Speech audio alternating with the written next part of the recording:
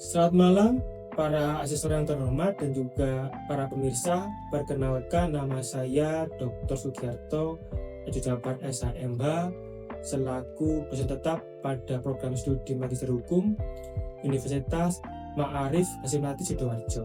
Saat ini saya pun juga memegang jabatan fungsional sebagai lektor. Video ini saya buat sebagai bagian dari pernyataan diri dosen untuk unjuk kerja Tridharma Perguruan Tinggi, yang secara khususnya sebagai penggambaran pelaksanaan tugas pengajaran saya pada mata kuliah Hukum Internasional. Pertama-tama, saya akan menjelaskan mengenai deskripsi mata kuliah Hukum Internasional. Mata kuliah ini memberikan pemahaman komprehensif mengenai konsep dasar, teori dan praktik hukum internasional publik, yang dimana fokus pembahasannya mencakup 1. Pengertian dan hakikat hukum internasional, 2. Sejarah perkembangan, 3. Hubungan dengan hukum nasional, 4. Sumber hukum internasional, 5. Aspek hukum internasional, pengakuan, serta kedaulatan teritorial, kemudian juga ada yuridisi, tanggung jawab negara, kemudian hukum perjanjian internasional, hingga penyelesaian sengketa internasional. Kemudian untuk capaian pembelajarannya, untuk lulusannya ada 4 CPL, yaitu CPL 1 adalah sikap, di mana mahasiswa bertanggung jawab atas pekerjaan di bidang hukum secara mandiri, serta menjunjung tinggi nilai kemanusiaan dan etika.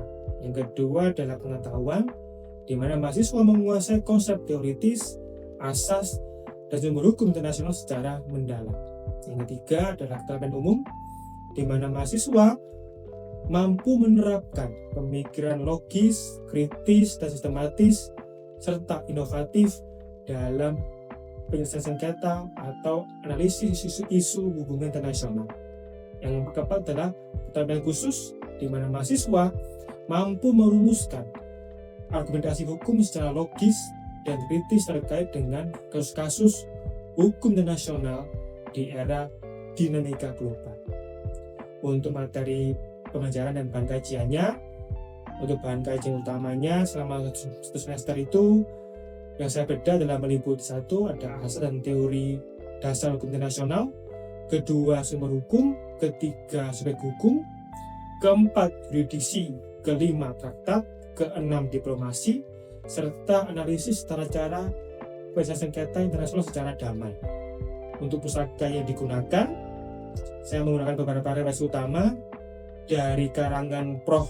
Mokhtar Kusumaatmadja, 2. dari karangan J.G. Stark, 3. dari karangan Bur Mauna, 4. dari karangan Malcolm and Shaw. Selain itu juga mahasiswa juga wajib membedah aneka macam instrumen hukum internasional. Seperti apa? 1. Piagam PBB tahun 45, 2. Statuta Mahkamah Internasional tahun 45, 3. Konvensi Wina tahun 69 tentang hukum perjanjian. Kemudian untuk berikutnya saya akan menjelaskan tentang proses interaksinya atau mode perkuliahannya, yang dimana mode perkuliahan itu saya dominan menggunakan perkuliahan secara luring, namun juga dikombinasikan dengan tugas-tugas terstruktur secara daring demi efisiensi perkuliahan. Yang kedua adalah metode pembelajaran secara interaktif. Saya di sini menggunakan aneka macam variasi metode pembelajaran. Seperti apa? Tanya jawab dan ceramah terstruktur. Kedua apa? Menggunakan metode problem based learning. Ketiga apa? Menggunakan studi kasus. Keempat apa? Simulasi kasus. Kelima apa? Presentasi kelompok dan review jurnal. Kemudian untuk sistem penilaiannya di sini untuk hukum internasional ini, saya menggunakan beberapa komponen penilaian. Pertama adalah tugas perkuliahan awal dengan bobot 6%. Kedua, tugas kelompok dan makalah dengan bobot sebesar 15%, kemudian ujian tengah semester dengan bobot 30%, kemudian juga ada tugas analis putusan dengan bobot 3%, kemudian makalah ringkas dengan bobot 15%, yang terakhir adalah ujian akhir semester dengan bobot 40%. Kemudian untuk contoh cuplikan pembelajarannya, silakan lihat video berikut ini. Semuanya, kita akan memulai untuk perkuliahan kita pada malam hari ini, yaitu tentang keturunan nasional. Ya, untuk materi yang saya bahas di awal ini adalah terkait dengan ius jogens kasus imunitas negara. Nah, kalau kalian baca di soal UTS itu, di situ dijelaskan tentang apa itu ius jogens. Ya, jadi gini, di dalam teori hukum internasional itu, ius jogens itu dia memiliki kedudukan tertinggi. Jadi dia seperti norma yang dimana di sini adanya suatu larangan. Jadi kayak gini itu semacam aturan tertinggi yang dimana itu adalah merupakan isinya itu merupakan larangan. Nah, di dalam case-nya itu larangannya apa? Yaitu dalam bentuk kejahatan perang atau namanya genosida. Jadi di sini kalau kita bilang ya, di dalam case-nya Germany sama Italia ini itu menegaskan terkait dengan adanya pemisahan antara bagaimana norma ya suatu negara itu dia bisa untuk memiliki dimensi yang berbeda dan lama-lama terkait dengan konflik internal yang berlangsung secara terus-menerus. Jadi ini terkait dengan perang. Nah, ius jogens di sini itu dia menghapuskan imunitas ya negara, di mana kalau yang namanya perang itu diperbolehkan.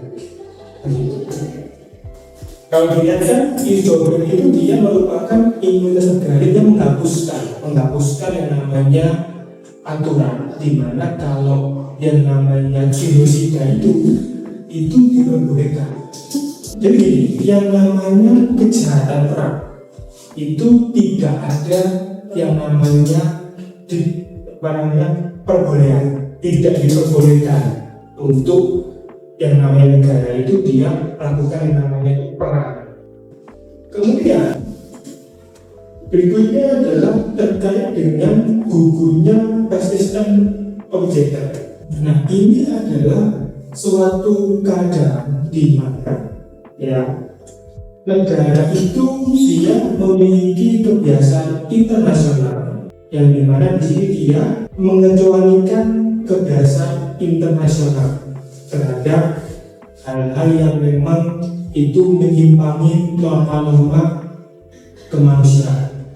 Ius jogens ini adalah merupakan sebuah norma imperatif yang dimana di situ ya di dalam penerapannya itu dia terkait dengan kebijakan negara yang sedang berperang, begitu. Jadi kalau sekarang dalam dunia itu orang sekarang menggunakan perang antara negara Amerika dengan negara Iran. Di situ apakah perang itu merupakan suatu kebebasan negara? Iya, betul.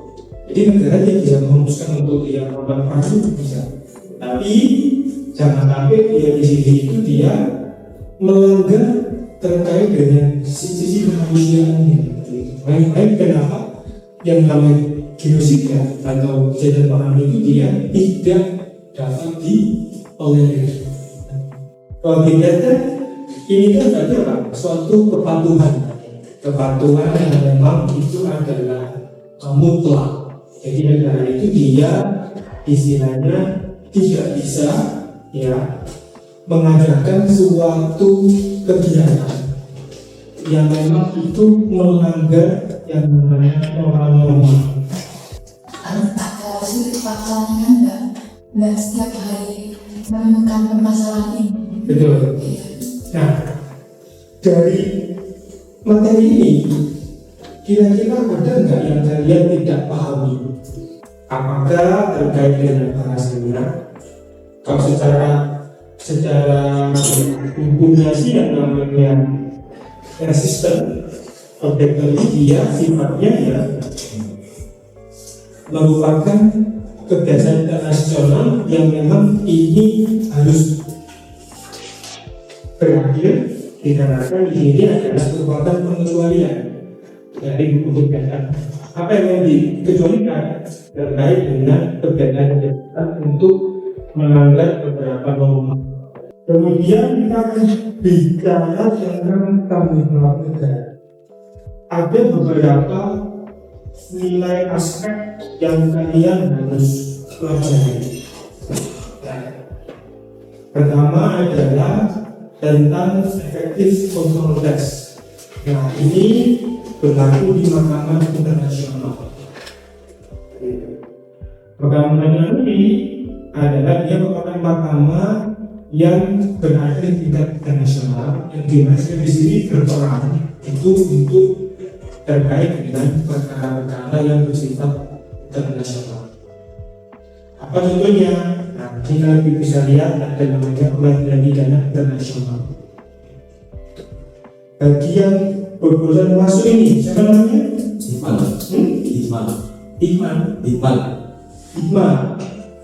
Iqmal Anda tentang apa itu Mahkamah Internasional. Jadi Mahkamah Internasional apa? Mungkin badan hukum yang menyelesaikan sengketa hubungan antara. Nah, begitu. Ya. Jadi ini adalah merupakan badan hukum yang terkait dengan penyelesaian sengketa bersama internasional. Contohnya apa? Peradilan pidana internasional. Oh, gitu. Ya, di sini itu adalah dia memiliki yang namanya ambang batas. Jadi yang namanya Mahkamah Internasional itu dia terdapat batasannya. Di situ sistemnya apa? Dia lebih ketat untuk tingkat proses peradilannya. Yang pertama. Kedua juga apa?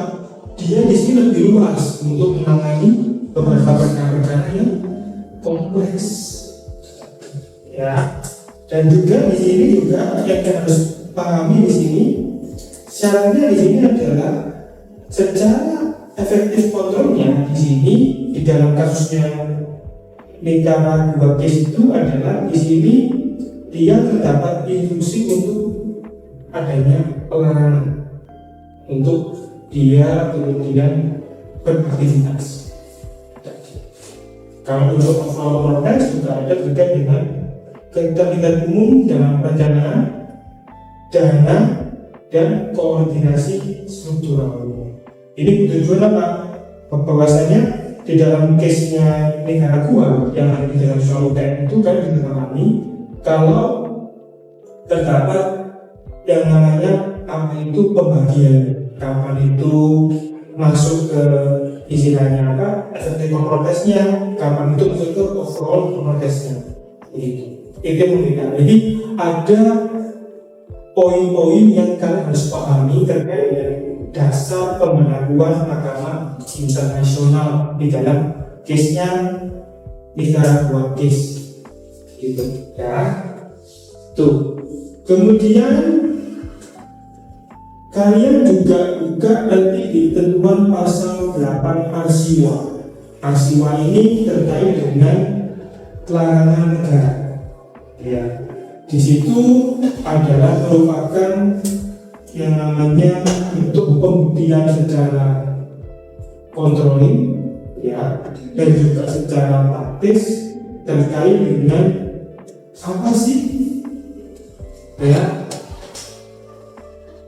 tindakan kriminal itu yang dianggap itu yang membahayakan keamanan negara, gitu. Jadi kata Arsiwa di sini adalah merupakan prinsip yang ada di dalam negara tersebut itu untuk bisa membuat yang namanya government, apakah tindakan di negara itu tergolong adalah sebuah ancaman yang besar. Kira-kira menurut Opi Virginia, apa sih tindakan sesuatu kriminal itu yang dianggap bisa membahayakan negara? Pembunuhan, korupsi, Hah? pembunuhan, korupsi, Pembunuhan, terus korupsi, terus itu teroris. Nah, terus lagi kaya ilmu trafficking, bagus. Apa lagi? Perang, apa lagi? judul. Judol, jaman. Jadi secara perspektifnya itu dia terbagi-bagi ke dalam beberapa kriteria. Yang dimana itu kalau di dalam ketentuan aksiwa ya tidak sebar itu terbagi golongannya. Nah itu mungkin kalian nanti telah untuk kalian tuangkan dengan jawaban itu. Begitu maksudnya. Jadi kriteria kejahatan apa ya yang bisa mengancam suatu negara itu? Begitu aja artinya itu. Susah ya. Ambil dari studi kasusnya kita. Betul.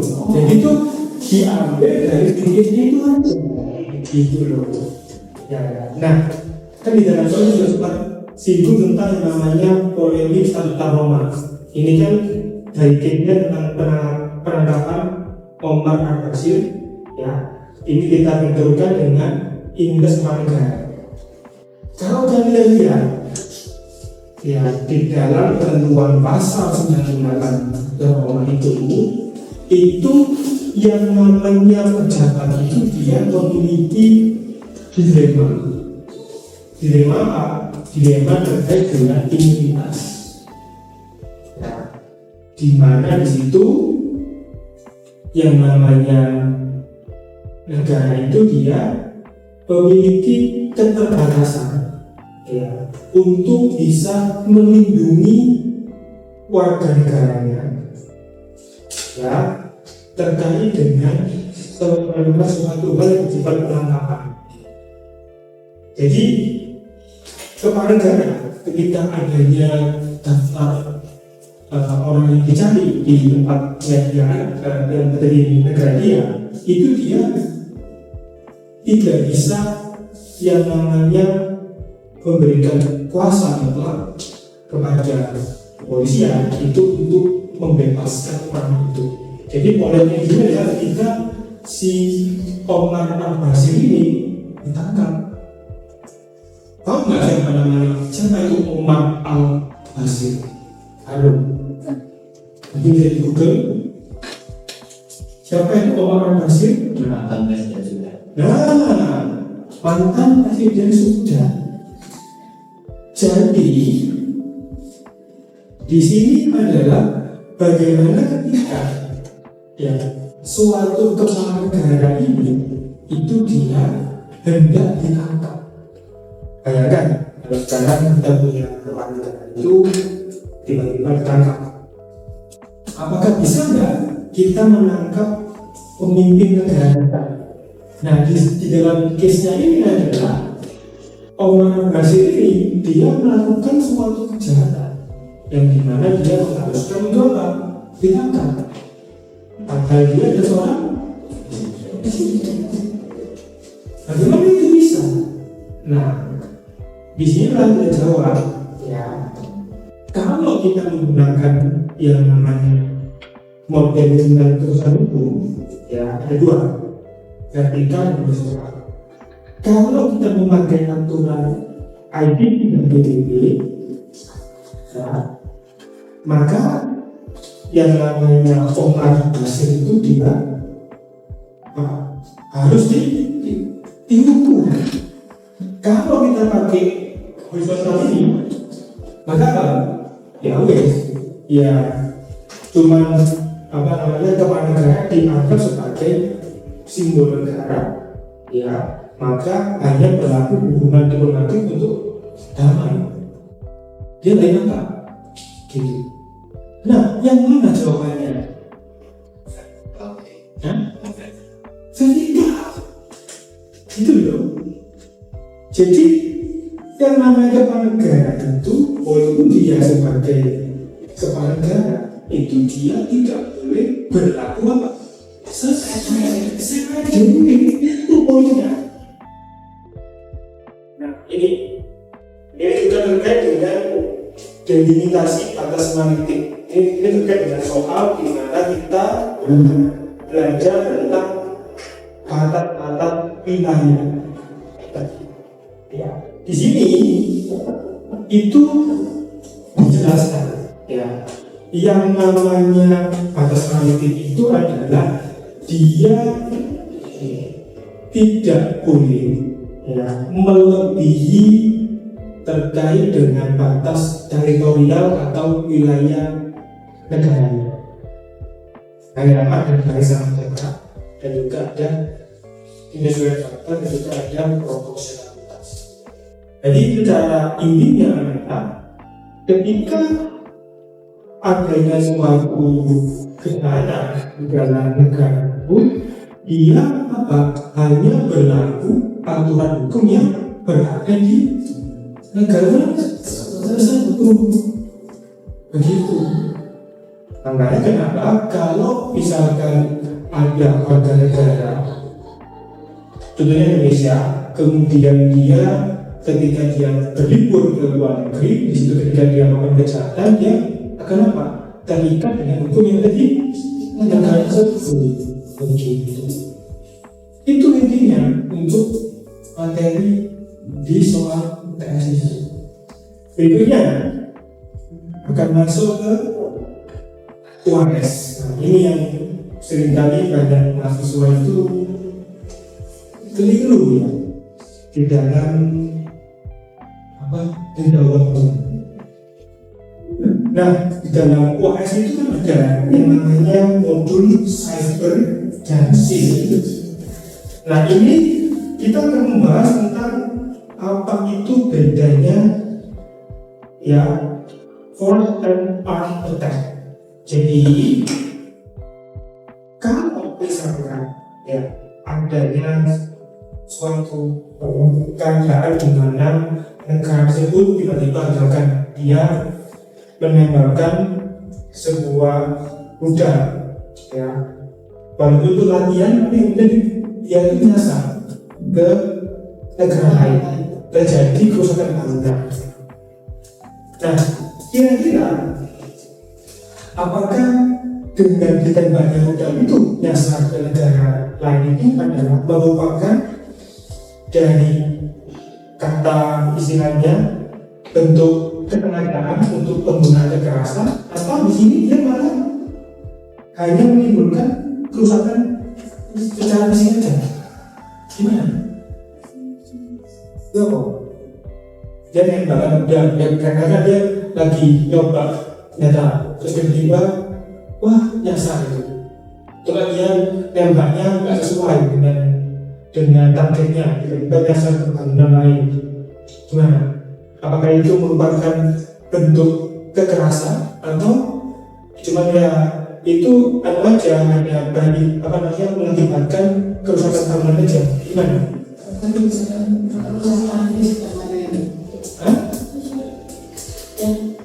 Yang mana? Yang ya. Jadi itulah yang bisa membedakan ya. Untuk aturannya juga kan pasal 1 itu untuk di regulasi ada itu pasal 264. Jadi cybercrime itu menurut kalian bahaya? Apa itu cybercrime? Tindakan kejahatan elektronik. Ya, tindakan kejahatan elektronik. Apa contohnya tindakan kejahatan elektronik? Penipuan online lagi, judi online, jual, penggunaan data jual online. Kalau Pak Muhammad Septian gimana? Iya, peretas, banking. Nah, itu. Jadi kalian diminta untuk memberikan opini, ya kira-kira bagaimana yang namanya negara itu dia bisa mencegah adanya perang akibat cybercrime. Begini, karena diminta pemerintah apa? Bagaimana suatu negara dia tidak diperang karena masalah cybercrime dengan negara lain. Jadi secara yudisinya adalah kalau kita bilang itu yang namanya negara itu dia ada perlindungan, ada proteksi dari aturan itu di Komisi Bina itu, di mana itu ibaratnya tidak bisa langsung terjadi yang namanya perperangan. Ya, semacam imunitasnya itu. Tapi kalau dia melanggar itu, maka dia dikenakan apa? Sanksi berupa genosida ataupun yang namanya apa? Kejahatan. Saya juga akan membahas tentang imunitas eksekusi. Ini terkait dengan soal di UAS yang berhubungan dengan yudisi terhadap bangsa asing dan pengecualian terorisme. Apakah bisa negara ini membedakan antara bagaimana dia memiliki imunitas untuk terkait dengan mengamankan asetnya dengan adanya tindakan terorisme? Contoh, kalau ada negara dia ada case terorisme, kemudian terjadi kerusakan bangunan, siapa yang mengganti rugi bangunan itu? Kalau itu terjadi karena terorisme, gimana? Ada teroris ngebom negara, namanya bangunan punya orang. Nah, apakah negara harus mengganti bangunan itu karena kena bom dari terorisme atau bagaimana secara hukumnya? Dalam case-nya Germany versus Italia, Itu makanya terorisnya itu disuruh dari negara lain apa? dari negara lain. Terus jadi support Ya, dia tiba-tiba melakukan pemboman. orang negara lain. Betul, bagaimana? Teroris ini didukung oleh negara yang negara asal teroris. Iya, intinya pelakunya dari negara lain. Kalau misal terorisnya itu dari negara lain, dan itu memang ada sentuhnya dengan negara asal teroris tersebut, dan nggak wajib ganti rugi. Nah, susah nggak? Enggak loh, bisa kan? Nah, ya itu aja. Jadi kita harus memahami secara untuk apa yang diminta di dalam soal itu seperti apa. Sampai sini, ada yang mau ditanyakan dulu? Bila paham? Karena berikutnya kita akan masuk ke tentang dampak perubahan iklim, ya, yang dibahas itu terkait dengan apa itu konsep kedaulatan dan laut. Di soalnya kan tentang dampak perubahan iklim terhadap eksistensi wilayah darat dan terus maritim permanen. Sebelumnya saya terima kasih karena sudah di sini, dan juga semoga tadi pemaparan itu bisa bermanfaat. Kalian bisa memahami secara utuh. Demikianlah pemaparan singkat mengenai strategi delivery, interaction, dan assessment yang saya terapkan pada mata kuliah Hukum Internasional beserta cuplikan video pengajarannya.